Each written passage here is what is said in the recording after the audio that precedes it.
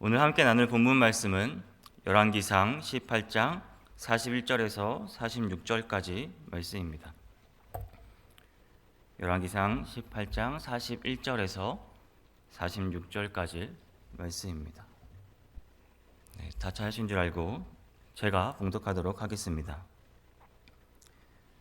엘리야가 아합에게 이르되 올라가서 먹고 마시소서. 큰 빛 소리가 있나이다. 아합이 먹고 마시러 올라가니라.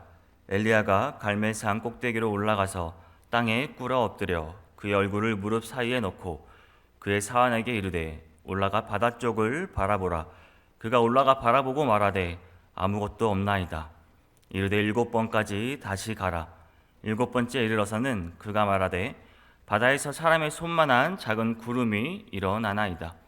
이르되 올라가 아합에게 말하기를 비가 막히지 아니하도록 마차를 갖추고 내려가소서 하라 하니라. 조금 후에 구름과 바람이 일어나서 하늘이 캄캄해지며 큰 비가 내리는지라. 아합이 마차를 타고 이스라엘로 가니 여호와의 능력이 엘리야에게 임하매 그의 허리가 동이고 이스라엘로 들어가는 곳까지 아합 앞에서 달려갔더라. 아멘. 오늘은 희망을 보려면 이라는 제목으로 함께 말씀을 나누고자 합니다. 희망이라는 말을 들으면 어떤 이미지가 떠오르시나요? 희망 그냥 좋지 않나요? 그렇죠? 희망이라는 말은 저희를 설레게 하는 단어입니다. 생각만으로도 저희 마음을 설레게 합니다. 그렇죠? 근데 요즘 희망이라는 말을 많이 들으시나요?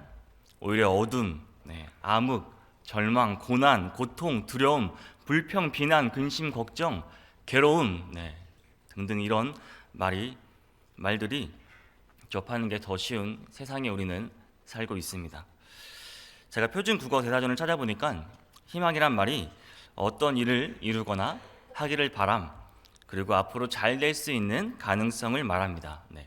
이런 희망을 오늘 한번 같이 느껴보기를 원합니다. 준비되셨나요? 오늘 본문의 시작은 엘리야의 등장으로 시작합니다. 엘리야는 사실 열왕기상 17장 1절에 먼저 처음 등장합니다.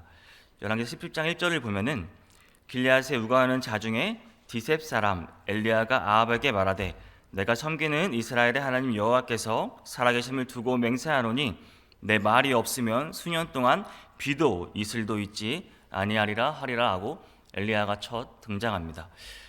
엘리야 이름의 뜻은 여호와는 하나님이시다라는 뜻입니다. 너무 멋지죠?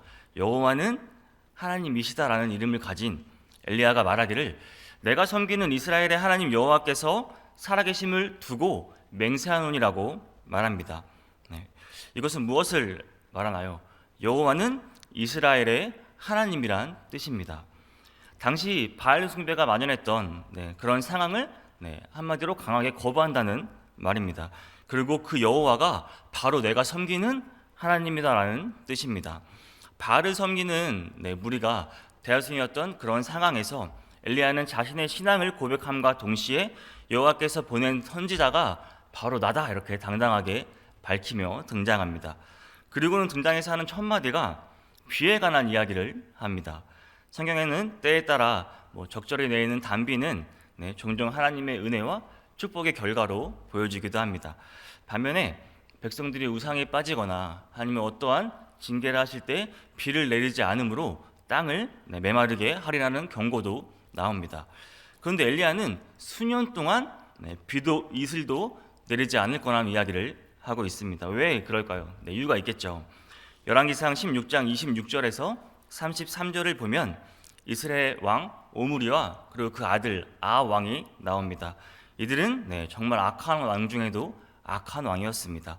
여호와 보시기에 악을 행합니다. 특히 아합은 열왕기상 16장 30절에서 그의 이전에 모든 사람보다 여호와 보시기에 악을 행하여라고 말합니다. 바알을 섬기고 아세라를 섬기고 그것들 또 우상을 만들어서 섬기고 예배를 했습니다. 열왕기상 16장 33절을 보니 이스라엘의 모든 왕보다 심히 이스라엘 하나님 여호와를 노하시게 하였더라라고 말하고 있습니다. 당연히 하나님의 심판을 피할 수가 없습니다. 가뭄이 계속될 것이라는 엘리야의 선언은 바알 숭배를 하는 그 사람들에 대한 정면 도전입니다. 왜냐하면 이 바알 신이 당시에 풍요와 그 생산력을 주관하는 신이었기 때문입니다. 폭풍우를 주관하고 비를 내리게 하는 그 신이 바로 바알로 알려져 있었습니다. 이게 무슨 말이냐면 비를 내리는 신이 비를 내리지 못하는 겁니다. 그렇죠? 여호와 하나님의 능력이 당연히 바알보다 앞서고 있는 것을 전제로 하고 있습니다. 그리고 이 비에 대한 이야기의 끝이 바로 오늘 본문 이야기입니다. 그래서 앞서 배경을 이렇게 설명드린 겁니다. 오늘 본문 41절을 보니 엘리야가 아합에게 이르되 올라가서 먹고 마시소서 큰 빗소리가 있나이다 말합니다. 드디어 비 소식이 있습니다. 야고보서 5장 17절을 보니 이 시간이 무려 3년 6개월 동안 땅에 비가 오지 아니하였다고 말하고 있습니다. 여러분 한번 생각해 보십시오. 3년 6개월 동안 땅에 비가 오지 않았다면 살아갈 수 있을까요? 이게 생활이 되나요?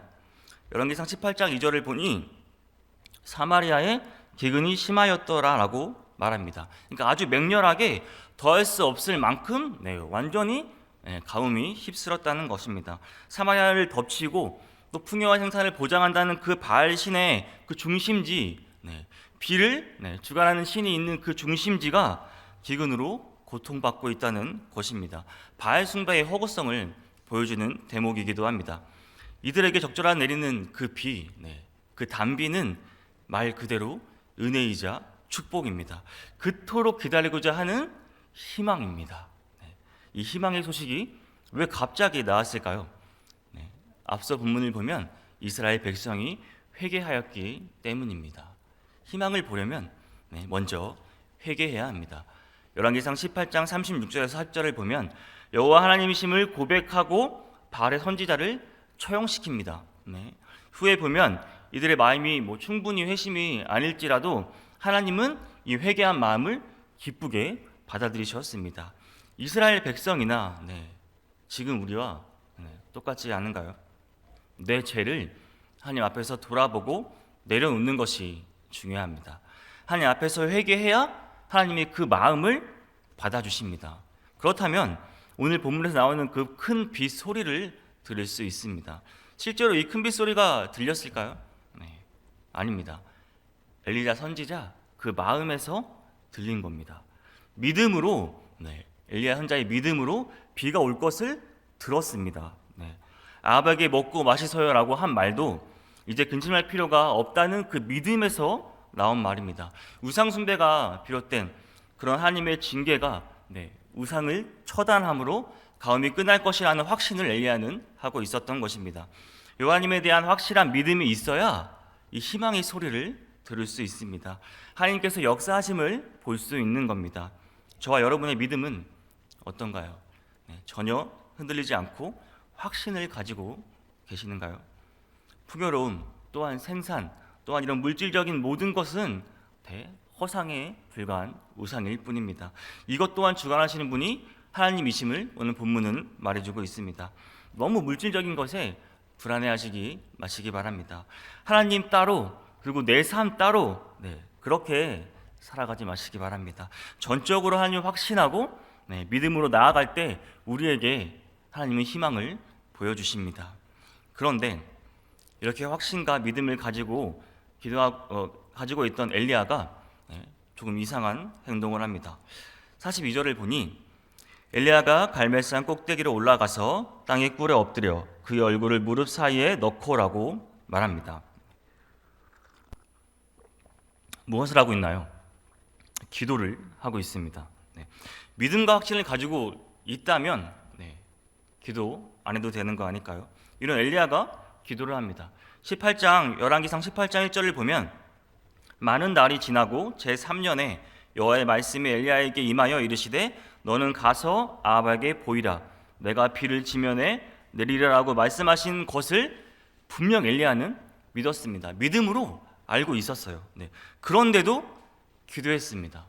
그런데 그냥 한 것도 아니고 갈멜산 꼭대기로 올라갑니다. 가장 은밀하고 조용한 곳으로 올라가서 혼자 중보 기도를 합니다. 가장 겸손한 자세로 하나님께 경외를 표합니다. 낮은 자의 모습으로 하나님께 전적으로 영광을 돌리고 있습니다. 오로지 하나님만 바라보며 기도합니다. 엘리야는 비가 올 것을 알았지만 엘리야가 진정 내게 그 축복을 받을 만한지 우리가 희망을 볼 준비가 되었는지 계속 관심을 가지고 기도했습니다. 사랑하는 여러분, 하나님의 약속만을 믿고 가만히 앉아 계시면 안 됩니다. 실현을 위해서는 기도해야 합니다. 하나님께서도 간절히 구하기를 분명히 바라고 계십니다. 솔로몬이 누구도 갈 수 없는 지혜를 얻은 것도 하나님께서 구하라고 하신 그 말에 솔로몬이 지혜를 구했습니다. 마태복음 7장 7절에서도 구하라 그리하면 너희에게 주실 것이요 찾으라 그리하면 찾아낼 것이요 문을 두드리라 그리하면 너희에게 열릴 것이니라고 말하고 있습니다. 구하고 찾고 열릴 때까지 두드려야 합니다. 인간적인 마음으로 봐도 우리가 우리 자녀가 뭘 하려고 하면은 당연히 더 주려고 하시지 않겠습니까? 그렇죠. 이게 부모의 마음입니다. 요즘 저희 첫째 소은이가 그 큐티아이라고 하는 그 매일 성경에서 나오는 그 어린이 큐티 책이 있습니다. 그래서 요즘 아침마다 이제 엄마랑 큐티를 하고 있어요. 근데 책 앞에 있는 달력에 이제 스티커를 붙이면서 하고 있습니다. 그래서 이 스티커를 엄마가 다 이제 달력에 붙이면은 선물을 주겠다고 말했습니다. 그래서 소은이는 이미 붙이고 시작하더라고요, 스티커를. 그래서 일단 붙이고 시작을 합니다. 그래서 큐티를 하는데 아침에 이제 바쁘거나 일정이 있으면 못 할 수가 있잖아요. 그렇죠? 그럼 제가 저녁에 집에 가면은 소은이가 아 맞다 그러면서 오늘 아침에 큐티를 못했다고 큐티 책을 저한테 가져옵니다. 같이 큐티를 하자는 거지요. 물론 스티커를 먼저 붙입니다. 먼저 붙이고 이제 그래서 기도를 합니다. 정말 기도가 기가 막혀요. 기도도 하고 또 말씀 보고 또 기도하고 이런 모습을 보고 있으면 제가 무슨 생각이 들 것 같습니까? 스티커를 다 붙이지 못하더라도 그냥 선물을 주고 싶다는 생각이 듭니다. 손에게는 그 선물이 그 희망의 시작이었어요. 그냥 기도하고 말씀 보고 기도하는 그 모습만 봐도 너무 이쁜 거예요. 이게 부모의 마음이 아니겠습니까? 이미 부모 마음속에는 소은이의 희망인 선물이 이미 준비되어 있습니다. 하나님께서 비를 지면을 내리리라 말씀하셨지 언제인지 그때를 말씀하신 것이 아닙니다. 그렇죠? 그때가 올 때까지 우리는 계속 기도하며 나아가야 됩니다. 우리의 마음이 주된 관심사를 여기에 두고 기도해야 됩니다. 끊임없이 중보기도 해야 하는 이유가 여기에 있는 겁니다. 우리가 희망을 볼 때까지 기도해야 하는 이유입니다.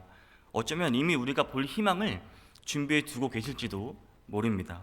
그런데 우리가 하나님의 때를 모른 채 묵묵히 기도하는 것은 참 어렵습니다. 그렇죠. 언제가 될지 모르는 그 때를 기다리며 기도하는 게 너무나 어렵습니다. 그냥 습관처럼 할 수도 있고요. 어느새 우리의 믿음과 확신을 잃어버릴 수도 있습니다. 기대와 달리 실망감이 찾아올 수도 있습니다. 사랑하는 여러분, 그러나 희망을 보려면 흔들리지 않는 믿음이 있어야 합니다. 다시 말하면 끝까지 가는 인내가 우리는 필요합니다. 오늘 엘리야도 그랬습니다. 43절을 보니 그의 사환에게 이르되 바다 쪽을 바라보라. 그가 올라가 바라보고 말하되 아무것도 없나이다. 이르되 7번까지 다시 가라 라고 말합니다. 비가 즉시 내리지 않았습니다. 그렇죠?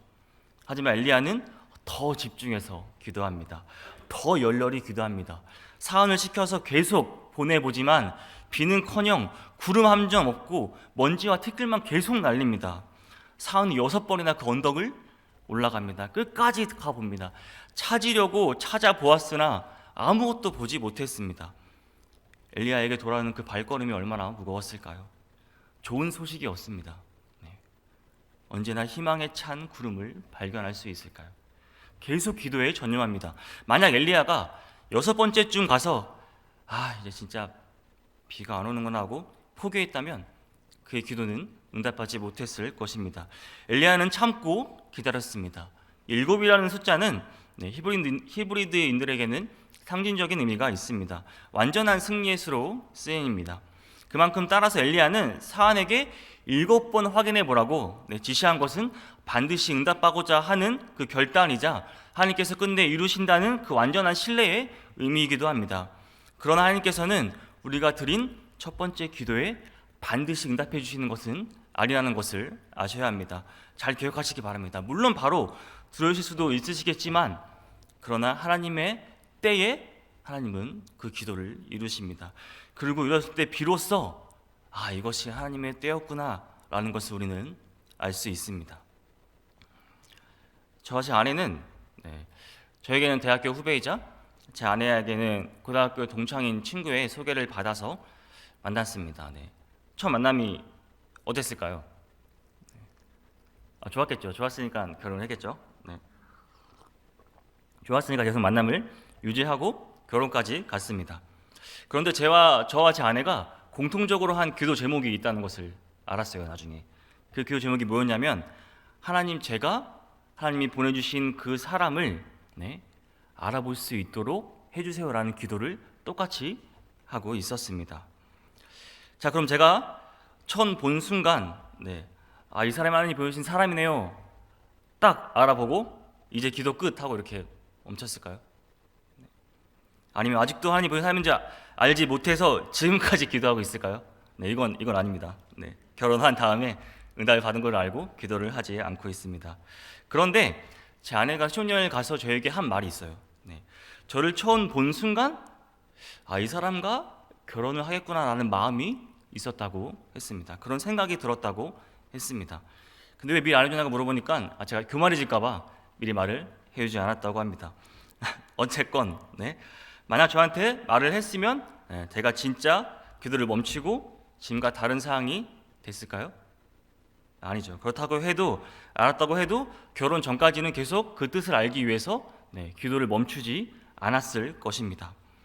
사랑하는 여러분, 우리가 기억해야 할 사실은 비록 확신과 믿음으로 기도하며 나아가고 그것을 확인하며 갈지라도 우리의 간구에 대한 응답이 바로 이루어지지 않는다고 해도 중단하지 말고 흔들리지 말고 끝까지 계속해서 순간순간 기도에 힘써야 한다는 사실입니다. 왜냐하면 결국 하나님께서 응답해 주시기 때문입니다. 우리는 그 응답, 그렇죠? 그 응답의 표시, 그 증거를 볼 줄 알아야 합니다. 희망을 보려면 사소한 것에 관심을 좀 가질 줄 알아야 합니다. 관심을 가지고 주변을 돌아봐야 그 새싹을 보고 그 잎을 보고 후에 이게 열매가 될 것이라는 것을 볼 수 있습니다. 그냥 내 세상에 갇혀서 나 앞만 보고 간다면 아무것도 볼 수 없습니다. 희망으로 우리는 볼 줄 알아야 합니다. 오늘 본문은 44절에서 그 손만한 작은 구름을 봤습니다. 손바닥만한 구름을 말하는 것입니다. 이걸 사환이 봤습니다. 그렇죠? 6번째 갔으면 지칠만 합니다. 6번이나 올라갔습니다. 7번째도 올라가면 정말 지친다 지쳐하고 그냥 올라갔다가 쑥 보고 그냥 내려올 수도 있어요. 그런데 천천히 찾고 보고 또 보고 다시 봤다는 거예요. 이 손바닥만한 구름을 보려면 넓은 그 광야 그 하늘을 바라보며 저기 보이는 그 손바닥만한 구름을 발견했다는 말입니다. 엘리야와 같은 정말 기도하는 마음으로 찾고 제발 보여주세요 하면서 그 희망을 기다리며 찾았을 것입니다. 이미 6번이나 좋은 소식을 전하지 못했습니다.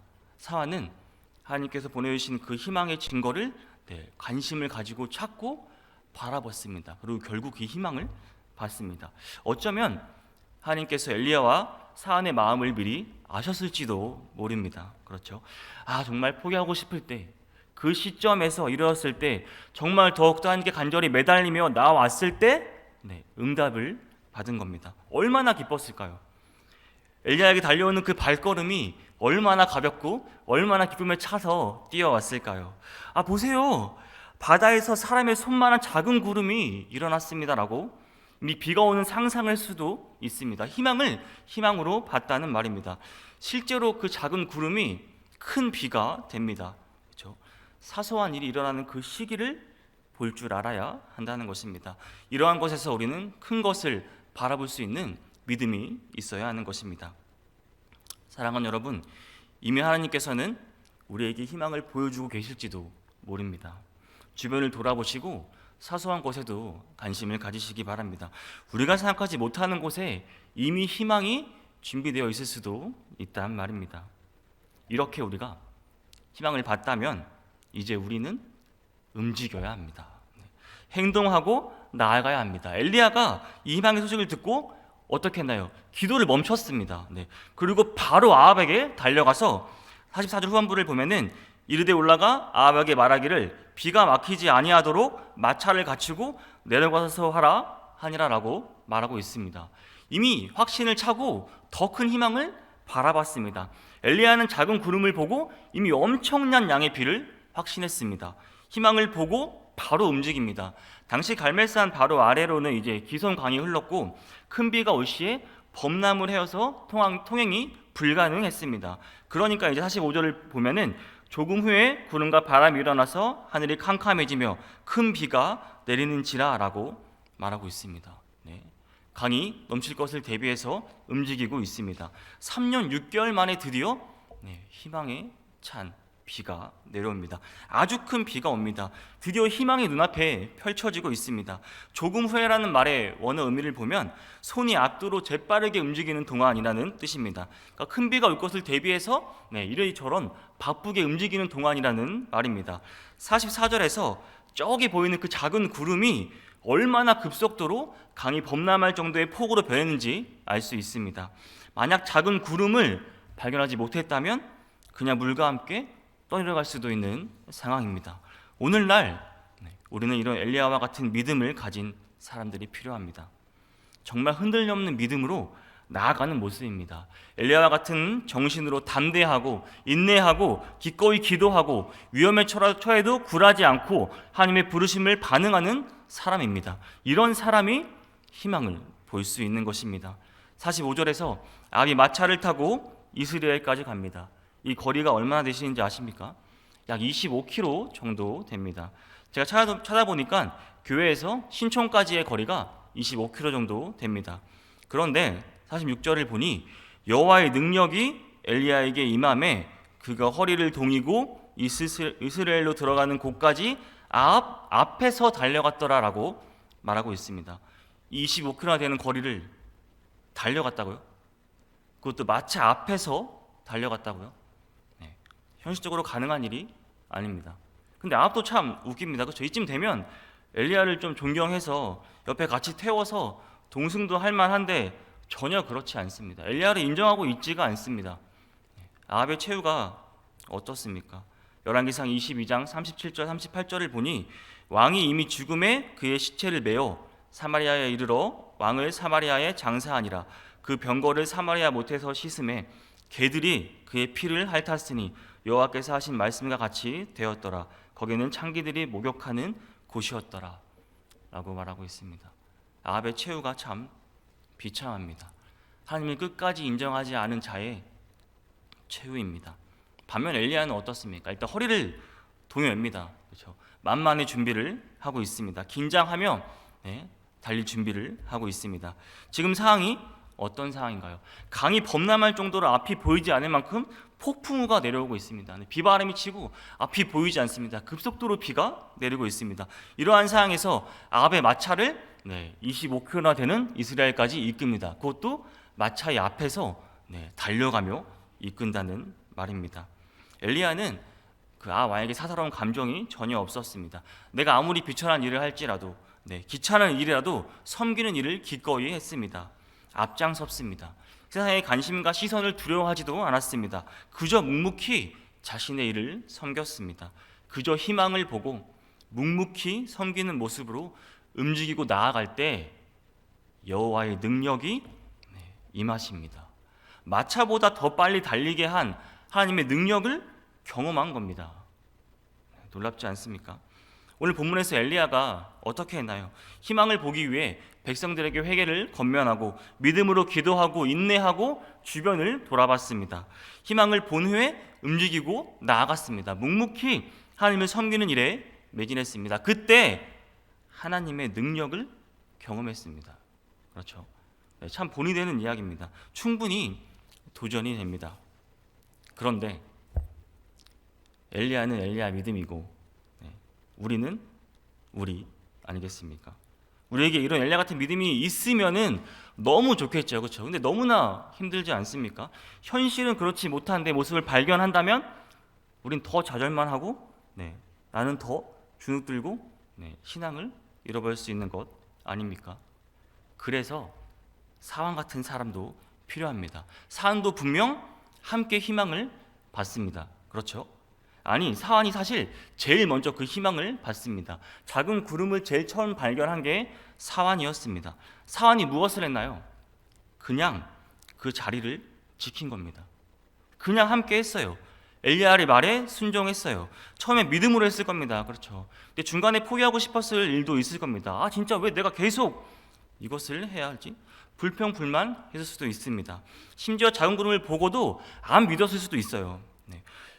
그리고 가만 지나자 엘리야가 뭔가 급하게 움직이고 하늘이 캄캄해지고 폭우가 내리는 순간, 그때는 어땠을까요? 이게 진짜였구나 라며 믿지 않았을까요? 또한 엘리야가 마차를 달리는 것을 실제로 목격한 그 순간, 사환은 와, 하나님이 진짜구나 라고 하지 않았을까요? 사환도 희망을 받습니다. 사랑하는 여러분, 그냥 그 자리에 계시면 됩니다. 어쩌면 예배의 자리를 지키고 온라인으로 예배를 잘 붙들고 계시기 바랍니다. 예전에 담임 목사님께서 이런 말씀을 하신 적이 있어요. 예배를 잘 드리는 사람을 제일 좋아한다고 말씀하신 적이 있습니다. 그 말이 너무나 공감이 됩니다. 예배의 자리를 지키는 성도들 한 분 한 분이 너무나 큰 은혜가 됩니다. 다음 특별 새벽 예배 때도, 1년 뒤에 다시 춘계 특별 새벽 예배가 돌아왔을 때도 그 자리에 계시기 바랍니다. 엘리야가 사와나 종아 부를 때 그 소리가 들릴 정도만 떨어져 계시기 바랍니다. 사랑하는 여러분, 분명 엘리야와 같은 사람도 필요합니다. 여러분 중에 말씀으로 도전받고 엘리야 같은 사람을 역할하실 분도 분명히 계실 겁니다. 하십시오. 나아가시기 바랍니다. 또한 사항 같은 사람도 분명히 필요합니다. 묵묵히 옆에서 자리를 지키며 나아가실 분도 필요합니다. 엘리야 같은 사람도 사항 같은 사람도 둘 다 희망을 볼 수 있습니다. 엘리야든 사환이든 역할을 정하시고 나아가시기 바랍니다. 우리 교회 성도님 모두가 각자의 자리에서 올 한 해 우리가 희망을 볼 수 있기를 원합니다. 하나님의 능력을 모두 경험할 수 있는 오늘 하루, 한 주, 그리고 남은 한 해가 될 수 있기를 주님의 이름으로 축복합니다. 기도하시겠습니다.